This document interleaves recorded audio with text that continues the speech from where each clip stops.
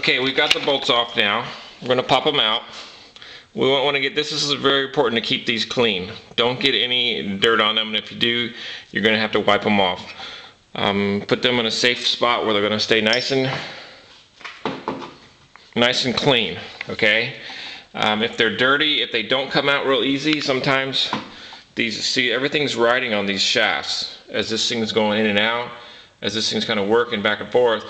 These got to be greased up and fairly clean. As long as they're greased up, you're good. If they're corroded and rusted, which happens sometimes, what'll happen is one side will burn up the brake real fast. It'll get locked up because as it slides on the shaft, it'll actually seize and it won't spin, it won't slide like it's supposed to. But in the case of this vehicle, it's been maintained pretty good by yours truly. And so once you take those bolts off, this thing just pops right up. It pulls out, kind of like outward in an outward motion. And once it breaks loose, you can see that's the piston right there. So if I got in and right now and pushed the brake pedal on this thing, if I got in right now and pushed the brake pedal, this thing would actually pop all the way out. It would push out and all the brake fluid would start leaking out and you'd have a problem. That's the hydraulic piston. When you push on the brake, that pushes out. And then what it actually does is it pushes on this piston on the inside. And then as the slide pins are working inside here, it's actually squeezing on the two pads. And so as you can see, these two pads are the old ones. And when we put the new ones in there, you're going to see a big difference. Again, this is the wear indicator here. We've got pretty good miles on this one. This wear indicator actually wasn't rubbing. What happened on this particular vehicle was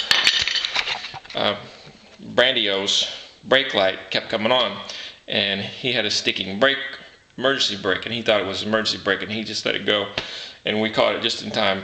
What happens is when your brake fluid goes down, it's because these pads are going down, and as these pads are going down, the level comes down. When the level comes down, a switch flips on the light on the dash and says something's going on with the brakes, you need to check them out.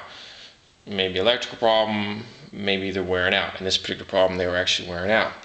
So I'm going to go ahead and get the new pads and show you how to pop them in there, and we're going to push in the piston. I'm going to show you how to push that piston in, because that does pushing this particular piston on a caliper piston, it has to be pushed back in there, because what's going to happen is your new pads are going to take up a lot more room, and they're going to stick out. They're going to stick out a lot further here instead of being up tight on this particular setup being worn. What's going to happen is you're going to have more pad and it's not going to go on there. So we got to, sometimes pushing these things in is a little bit difficult, especially if there's a problem.